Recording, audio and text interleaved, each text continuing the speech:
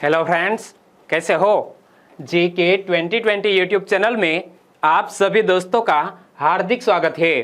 पिछले 2 दिनों से हम भारत देश में पर्यावरण के संरक्षण को लेकर जो भी कानून बने हैं उनके बारे में बात करते आ रहे हैं। आज भी इसी टॉपिक को हम कंटिन्यू करने जा रहे हैं। तो आज के इस वीडियो में हम वन संरक्षण एक्ट 1980 यानी कि फॉरेस्ट कंजर्वेशन एक्ट 1980, साथ साथ वायु संरक्षण एवं प्रदूषण नियंत्रण एक्ट की भी बात इस वीडियो में करने वाले हैं। पर्यावरण संरक्षण एक्ट, पर्यावरण प्रभाव आकलन अधिसूचना, यानी कि 4 महत्वपूर्ण टॉपिक की बात एक ही वीडियो में हम करने वाले हैं। तो वीडियो में आप लास्ट तक बने रहिए। लास्ट में कमेंट सेक्शन में जरूर बताना कि आपको यह वीडियो कैसा लगा। चलिए बिना वक्त गवाए स्टार्ट करें। तो सबसे पहले बात करते हैं फॉरेस्ट कंजर्वेशन एक्ट 1980 की। यहां से एक क्वेश्चन बन सकता है, फॉरेस्ट कंजर्वेशन एक्ट हमारे भारत देश में कब लागू हुआ?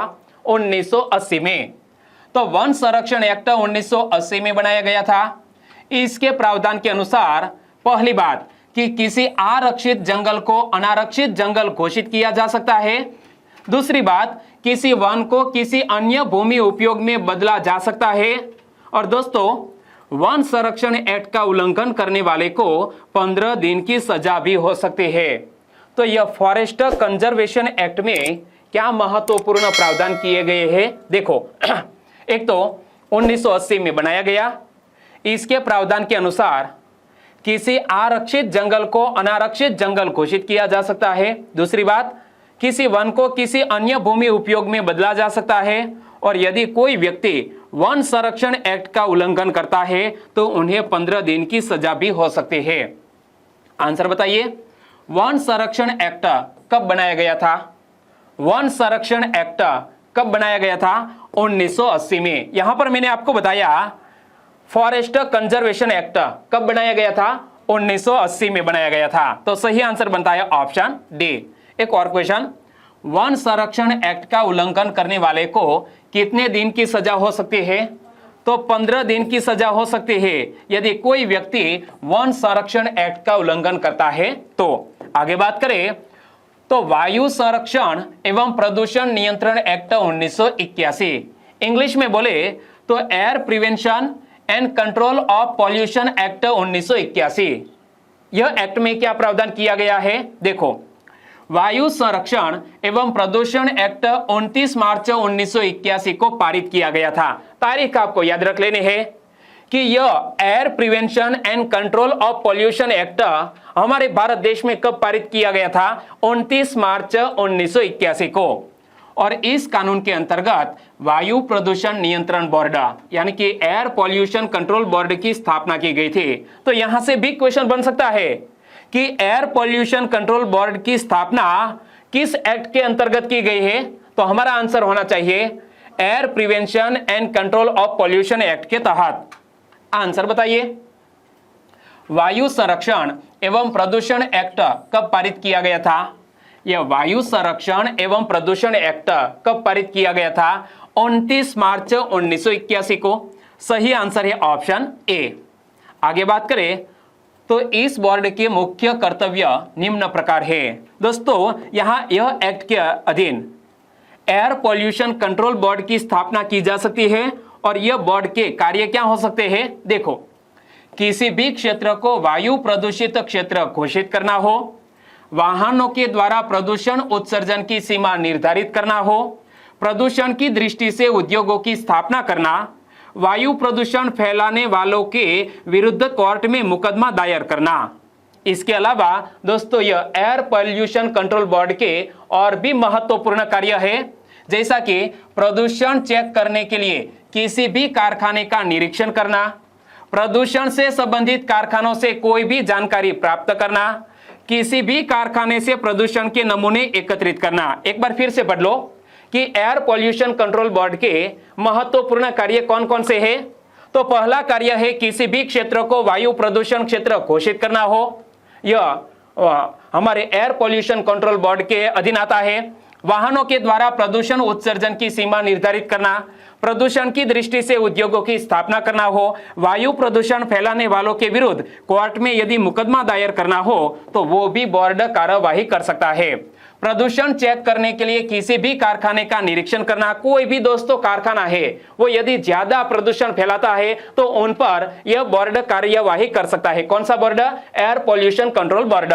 और प्रदूषण से संबंधित कारखानों से कोई भी जानकारी प्राप्त करना, किसी भी कारखाने से प्रदूषण के नमूने एकत्रित करना, यह महत्वपूर्ण बोर्ड के कार्य है।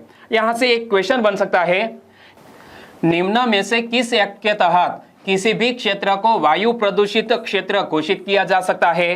तो दोस्तों वायु संरक्षण एवं प्रदूषण एक्ट के तहत सही आंसर बनता है ऑप्शन बी। और दोस्तों वायु संरक्षण एवं प्रदूषण एक्ट का उल्लंघन करने वालों को क्या सजा दी जा सकती है? देखो, इस कानून का उल्लंघन करने वालों को दंडित किया जा सकता है। कानून तोड़ने वालों को 3 महीने की सजा तथा 10,000 रुपये तक का जुर्माना किया जा सकता है। और इसी प्रकार इस कानून की धारा 21 का उल्लंघन करने वालों को 1.5 वर्ष से 6 वर्ष तक की सजा हो सकती है। एक बार फिर से देख लो कि वायु संरक्षण एवं प्रदूषण एक्ट का उल्लंघन करने वालों को क्या सजा दी जा सकती है? 3 महीने की सजा तथा 10,000 रुपये तक का जुर्माना किया जा सकता है। और इसी कानून की धारा 21 का उल्लंघन करने वालों को 1.5 वर्ष से 6 वर्ष तक की सजा हो सकती है।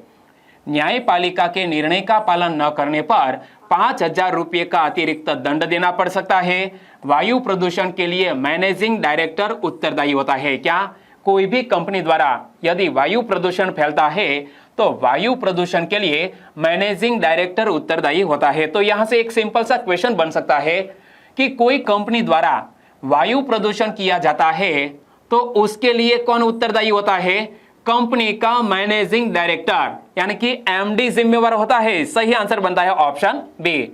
और पर्यावरण संरक्षण एक्ट 1982 की बात करें, एनवायरमेंटल प्रोटेक्शन एक्ट 1982, और यह पर्यावरण संरक्षण एक्ट 1982 का मुख्य उद्देश्य क्या है? पर्यावरण को संरक्षण प्रदान करना तथा उसको बेहतर बनाना है। और यह कानून केंद्रीय सरकार को ऐसे उपाय करने का अधिकार देता है जो पर्यावरण को शुद्ध एवं स्वच्छ रखने में सहायता करे। एक बार फिर से देख लो, पर्यावरण संरक्षण एक्ट का मुख्य उद्देश्य क्या है? पर्यावरण को संरक्षण प्रदान करना, उसको बेहतर बनाना। यह कानून केंद्रीय सरकार को ऐसे उपाय करने का अधिकार देता है जो पर्यावरण को शुद्ध एवं स्वच्छ रखने में सहायता करे। आंसर बताइए, पर्यावरण संरक्षण एक्ट कब लागू हुआ? पर्यावरण संरक्षण एक्ट कब लागू हुआ? 1982 में। सही आंसर बनता है 1982 में पर्यावरण संरक्षण एक्ट लागू हुआ। पर्यावरण संरक्षण एक्ट 1982 का मुख्य उद्देश्य क्या है? बताइए, पर्यावरण संरक्षण एक्ट 1982 का मुख्य उद्देश्य क्या है? पर्यावरण को संरक्षण प्रदान करना और साथ साथ पर्यावरण को बेहतर भी बनाना। तो सही आंसर बनता है ए और बी दोनों। हमारा आंसर बन जाता है ऑप्शन डी। पर्यावरण संरक्षण एक्ट 1982 के मुख्य बिंदु की बात करें, यानी कि यह पर्यावरण संरक्षण एक्ट 1982 में दोस्तों क्या क्या महत्वपूर्ण प्रावधान किए जा चुके हैं, किए गए हैं? देखो, पर्यावरण प्रदूषण की रोकथाम के लिए राष्ट्रीय स्तर पर योजनाएं तैयार करना और उनको लागू करने का काम इस एक्ट के अधीन जो भी समिति गठित की जाती है या तो बोर्ड गठित किया जाता है उनके द्वारा यह सभी महत्वपूर्ण पॉइंट लागू किए जाते हैं। प्रदूषण के विभिन्न मापदंड तैयार करना, हानिकारक गैस उत्सर्जन तथा उद्योगों से निकाले जाने वाले जल इत्यादि के नियम तथा कानून तैयार करना। एक बार फिर से देख लो, पर्यावरण संरक्षण एक्ट 1982 के मुख्य बिंदु कौन कौन से? पर्यावरण प्रदूषण की रोकथाम के लिए राष्ट्रीय स्तर पर योजनाएं तैयार करना और उनको लागू करना, प्रदूषण के विभिन्न मापदंड तैयार करना, हानिकारक गैस उत्सर्जन तथा उद्योगों से निकाले जाने वाले जल इत्यादि के नियम तथा कानून तैयार करना। आगे भी महत्वपूर्ण दोस्तों पॉइंट है इस कानून में कि औद्योगिक क्षेत्रों यानी कि इंडस्ट्रियल एरियाज की सीमा निर्धारित करना, दुर्घटनाओं की रोकथाम के लिए कार्य प्रणाली तैयार करना, खतरनाक अवशेषों को लाने ले जाने की कार्य प्रणाली भी तैयार करना इसी एक्ट के अंतर्गत आता है। तो आंसर बताइए, निम्न में से किस एक्ट के अंतर्गत प्रदूषण के विभिन्न मापदंड तैयार किए जाते हैं? निम्न में से किस एक्ट के अंतर्गत प्रदूषण के विभिन्न मापदंड तैयार किए जाते हैं? तो हम किसके बारे में बात कर रहे हैं? पर्यावरण संरक्षण एक्ट की बात कर रहे हैं। पर्यावरण संरक्षण एक्ट के अंतर्गत प्रदूषण के विभिन्न मापदंड तैयार किए जाते हैं। यहां पर मैंने आपको बताया पर्यावरण संरक्षण एक्ट 1982 के मुख्य बिंदु। प्रदूषण के विभिन्न मापदंड तैयार किए जा सकते हैं किस एक्ट के अंतर्गत? पर्यावरण संरक्षण एक्ट 1982 के अंतर्गत। तो सही आंसर बनता है ऑप्शन सी। आगे भी दोस्तों इसी एक्ट की बात करें तो उन सभी संसाधनों, कच्चे माल तथा औद्योगिक प्रक्रियाओं का निरीक्षण एवं परीक्षण करना जिनसे प्रदूषण बढ़ने की संभावना हो। पर्यावरण प्रदूषण संबंधी शोध कार्य करना इसी एक्ट के अंतर्गत आता है। किसी भी औद्योगिक इकाई में जाकर उसकी मशीनों इत्यादि का निरीक्षण करना। कोई भी दोस्तों इंडस्ट्रियल एरिया है, इंडस्ट्री में जो भी मशीनें लगाई गई है तो मशीनों इत्यादि का निरीक्षण करना भी इसी एक्ट के अंतर्गत आता है। और पर्यावरण प्रदूषण की रोकथाम के लिए आचरण संहिता यानी कि कोड ऑफ कंडक्ट तैयार करना भी इसी एक्ट के अंतर्गत आता है। आंसर बताइए। पर्यावरण संरक्षण एक्ट 1982 के तहत सरकार क्या कर सकती है? दोस्तों इसी एक्ट के अंतर्गत सरकार क्या कर सकती है? औद्योगिक इकाई में जाकर उसकी मशीनों इत्यादि का निरीक्षण कर सकती है। जी हां। दुर्घटनाओं की रोकथाम के लिए कार्य प्रणाली एक्शन प्लान तैयार कर सकती है। बिल्कुल सही। पर्यावरण प्रदूषण संबंधी शोध कार्य करना भी इसी एक्ट के अंतर्गत आता है। तो आंसर बन जाता है ऑप्शन डी, उपर्युक्त सभी। और इनके अतिरिक्त यह एक्ट केंद्रीय सरकार को निम्न अधिकार भी प्रदान करता है। क्या दोस्तों? यह जो एक्ट है पर्यावरण संरक्षण एक्ट 1982, यह एक्ट केंद्रीय सरकार को और भी अधिकार प्रदान करता है, जैसा कि विभिन्न कार्यों के लिए अधिकारियों की नियुक्ति करना, यानी कि पर्यावरण से संबंधित कोई अधिकारियों की नियुक्ति करना हो तो वो कर सकते हैं केंद्र सरकार।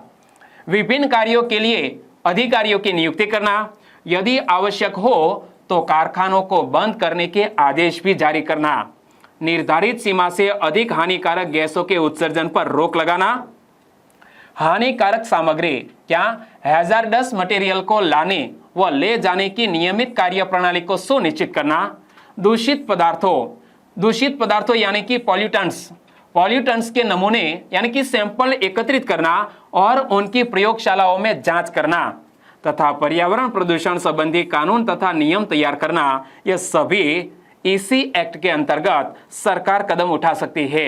एक बार फिर से देख लो कि इनके अतिरिक्त यह एक्ट केंद्रीय सरकार को निम्न अधिकार भी प्रदान करता है। कौन कौन से अधिकार हमने पढ़ लिए हैं, लेकिन एक बार फिर से रिपीट हो जाए।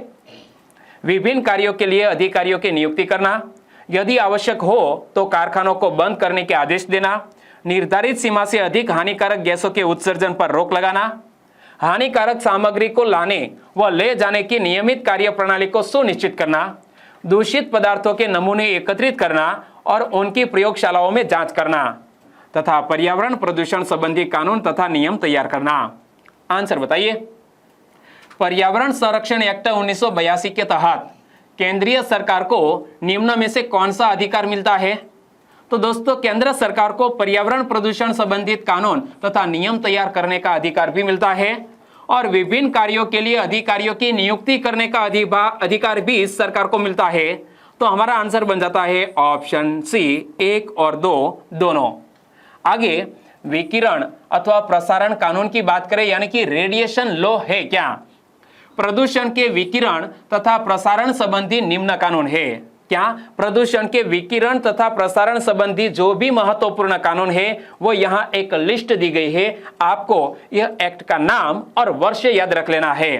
पहला है परमाणु ऊर्जा एक्ट, वर्ष है 1962, यानी कि इंग्लिश में कहे तो द एटॉमिक एनर्जी एक्ट 1962, विकिरण संरक्षण नियम 1971, रेडिएशन प्रोटेक्शन रूल 1971, पर्यावरण संरक्षण एक्ट 1972। दोस्तों आज से 2 दिन पहले के वीडियो में यह एक्ट की हमने बात की थी, द एनवायरमेंटल प्रोटेक्शन एक्ट 1982। पर्यावरण प्रभाव आकलन अधिसूचना यानी कि the environment impact assessment notification 1994, as further amended in 1994 और पर्यावरण संरक्षण एक्ट 1982 की धाराओं का उल्लंघन करने वालों के लिए कठोर दंड का प्रावधान है क्या?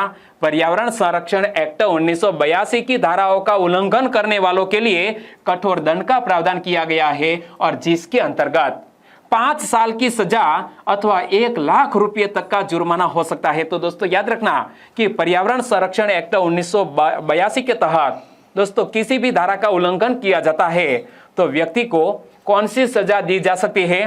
तो याद रखना 1 लाख रुपए तक का जुर्माना और 5 साल तक की जेल भी हो सकती है। एक बार यहां से फिर से पढ़ लो। विकिरण अथवा प्रसारण कानून यानी कि रेडिएशन लॉज, परमाणु ऊर्जा एक्ट 1962, विकिरण संरक्षण नियम 1971, पर्यावरण संरक्षण एक्ट 1972, सॉरी दोस्तों, ओके, पर्यावरण संरक्षण एक्ट 1972, पर्यावरण प्रभाव आकलन अधिसूचना 1994, पर्यावरण संरक्षण एक्ट 1982 की धाराओं का उल्लंघन करने वालों के लिए कठोर दंड का प्रावधान है। और आपने यह याद रख लिया कि यह कानून का उल्लंघन करने वालों को 5 साल की सजा अथवा 1 लाख रुपए तक का जुर्माना हो सकता है। तो यहाँ इस वीडियो को हम खत्म करते हैं। वीडियो वाकई में आपको अच्छा लगा है, हेल्पफुल लगा है तो प्लीज दोस्तों इस वीडियो को लाइक करें और आपके दोस्तों को फेसबुक, व्हाट्सएप या टेलीग्राम के जरिए इस वीडियो की लिंक शेयर करना मत भूलिएगा। बस छोटी सी उम्मीद के साथ वीडियो खत्म करते हैं। टेक केयर एंड जय हिंद।